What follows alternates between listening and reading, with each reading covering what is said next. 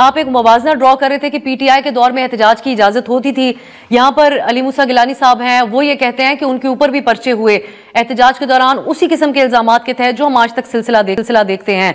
सो आप कम अज कम आप समझते हैं कि एक हकीकत पसंदाना बातचीत करने के लिए इस हद तक इत्तेफाक राय जरूर हो कि एक फाशिज्म का हालिया दौर में जो आगाज हुआ था वो इस नहज के ऊपर पहुंच चुका है, लेकिन आगाज पीटीआई के दौर में हुआ, अब चीजें ज्यादा इंटेंसिटी के साथ हो रही हैं। नहीं, देखिए, मैं यही अर्ज करना चाह रहा हूँ कि हमें हकीकत पसंदाना अगर रवैया अख्तियार करेंगे तो हम किसी नतीजे पे पहुंच जाएंगे। ज़रूर उस ज़माने में अगर कोई कानून की खिलाफ वर्जी हुई तो पर्चे की हद तक अगर पर्चा हुआ एक और उसके एक जो रिक्वायरमेंट है, अगर जमानत गिरफ्तारी हुई, जमानत हो गई क्या, लेकिन कभी आप सोच सकते हैं कि इलेक्शन हो रहे हैं और सारी पार्टियां जो हैं वो अपने जलसे कर रही हैं और पीटीआई जो है उसको अपने कॉर्नर मीटिंग की इजाज़त भी नहीं है, उनकी पार्टी के जो है एज पॉलिटिकल पार्टी उसको इजाज़त नहीं दी जाती इलेक्शन लड़ने की, उसके सिंबल छीन लिया गया, ये सारी बातें। और उसके बाद कोई जलसा जुलूस कहीं पर भी, और फिर ख़वातीन के साथ रात के अंधेरे में आधी रात के वक्त बगैर इजाज़त के जो चादर और चार दीवारी के तकद्दुस को पामाल करते हुए ये बेताशा केसेस ख़वातीन के भरे पड़े हैं, उनके घर में घुस गए आर्टिकल 14 के वायलेशन के अंदर जाके, मर्दों ने जाके जो है ख़वातीन को घर से खींच के बाहर निकाला और जाके गिरफ्तार कर लिया और उनको अब तक जेल में है बाज, जिनको पर अभी तक जो है वो ट्रायल तक शुरू नहीं हुआ। 9 मई का ट्रायल देखिए, 9 मई का वाकया की ये बात करते हैं, एक बहुत डिबेटेबल इशू है, अभी मैं बात करूंगा तो आपका वक्त निकल जाएगा। अभी एक बहुत तवील डिबेट हो जाएगी अहमद वैसा, सिर्फ मैं इतनी, लेकिन आप इंटरनेट बंदिश पे बात कीजिएगा, इस पे हाँ जी, मैं सिर्फ इतनी बात कर रहा हूँ कि 9 मई का वाकया 1.5 साल में अभी तक ट्रायल शुरू नहीं किया, वो किस जुर्म की सजा में लोग अंदर हैं, जेल के अंदर।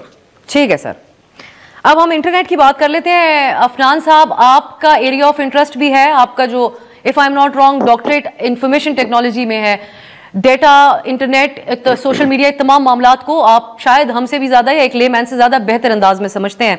सख्त तनकीद हुई आपकी हुकूमत पर आज पीपल्स पार्टी आपकी इत्तेहादी की तरफ से, अल्फाज है नफीसा शाह साहिबा के कि खुदा रहा पाकिस्तान को एक सर्वेलेंस स्टेट ना बना दिया जाए, साथ ही अरबों रुपए के आईटी सेक्टर को नुकसान की भी बात आज पार्लियामान में की गई।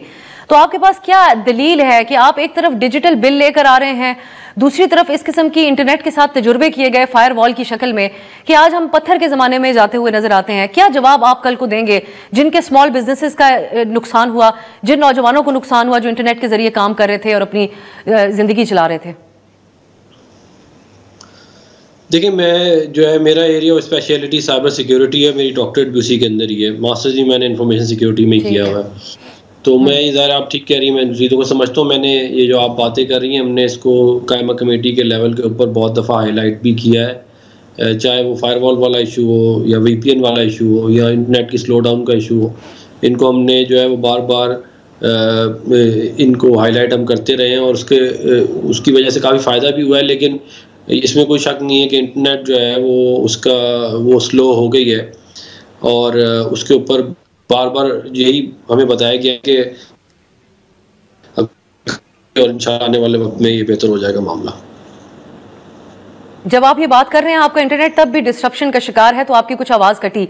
शजा फातिमा ने आज ये एक लॉजिक पेश की कि ट्विटर, यानी जिसको अब एक्स कहा जाता है, यहाँ पे सिर्फ पाकिस्तान की 2% पॉपुलेशन जो है, आबादी है, वो ट्विटर का इस्तेमाल करती है, तो ये कैसे इजहार राय के ऊपर पाबंदी हो गई? तो फिर क्या वजह है? अफनान साहब, आप हमें समझाइएगा कि फेसबुक और दीगर सोशल मीडिया बंद नहीं है, सिर्फ एक्स के ऊपर पाबंदी लगाई गई, इसकी क्या वजह है? ऐसी क्या सिक्योरिटी का मामला है जो सिर्फ ट्विटर के जरिए वो उसमें मसला पेश आता है, बाकी दीगर सोशल मीडिया प्लेटफॉर्म्स पे नहीं आता? और आपको बताया गया है, आपने ये भी कहा, तो ये मुकम्मल फैसला साजी इंटरनेट की हुकूमत की ही है या आप लोग खुद भी इसके ऊपर तहकीक करके ही जवाब देने की पोजीशन में होते हैं? देखिए, बात यह है कि ये जो बैन लगा है ट्विटर के ऊपर, ये लगाया है मिनिस्ट्री ऑफ इंटीरियर ने, और उन्होंने एक लेटर लिखा है PTA को जिसके तहत उन्होंने ये बैन लगाया है। अब इसके ऊपर जो है वो ज़ाहिर है मिनिस्ट्री ऑफ इंटीरियर ही इसके ऊपर रोशनी डाल सकती है कि उन्होंने ये बैन क्यों लगाया है। मैं जो है मतलब कि जो पॉलिटिकल वर्कर्स हैं और जो हमारी पार्टीज़ वगैरह, हम तो ये समझते हैं कि इस तरह की ऐप्स पे बैन नहीं होना चाहिए, लेकिन कोई ना कोई जिसकी वजह से मिनिस्ट्री ऑफ इंटीरियर ने ये काम किया है, तो इसके ऊपर वही क्लैरिफिकेशन दे सकते हैं।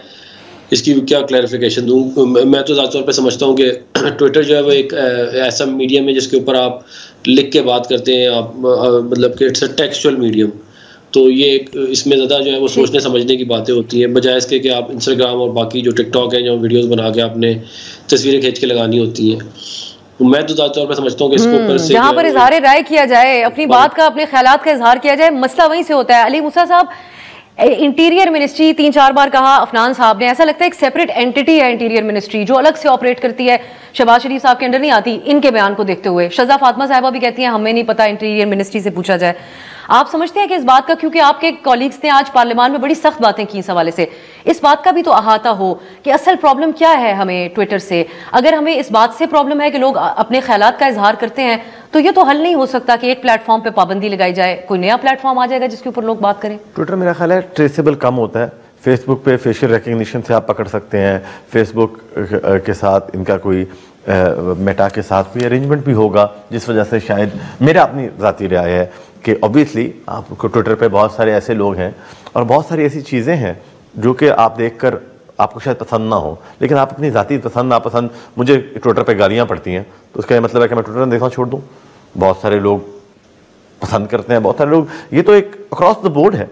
तो हम देखिए, हमें तनकीद या गलत तनकीद भी, कुछ ऐसी चीज़ें जो हकीकत के साथ मबनी, हकीकत का उनका कोई ताल्लुक नहीं है, लेकिन वो आपको वो अगर वो ट्विटर पर आ जाए, एक फेक न्यूज़ भी चलती है, बिल्कुल चलती है, 100% चलती है, हम इसको यकीन से कहते हैं, उसको पकड़ाई नहीं हो सकती तो उन्होंने बंद कर दिया। ये हल नहीं है बंद करना, उसको खोलें, बर्दाश्त करें, बर्दाश्त दिया है, एक टाइम के साथ हर चीज़ खुद ब खुद इन लाइन आ जाएगी। क्या मुस्लिम लीग नून की हुकूमत के अंदर नहीं है? वो तो साल से तनकीद सुन रहे हैं अपने सियासी अपोनेंट्स की, पीटीआई की, तो यहाँ पर मसला किसको पेश आ रहा है? आप लोग तो on the face of it Muslim League Noon की हुकूमत को तनकीद का निशाना बना रहे हैं। देखिए, मैं ये समझता हूँ कि जो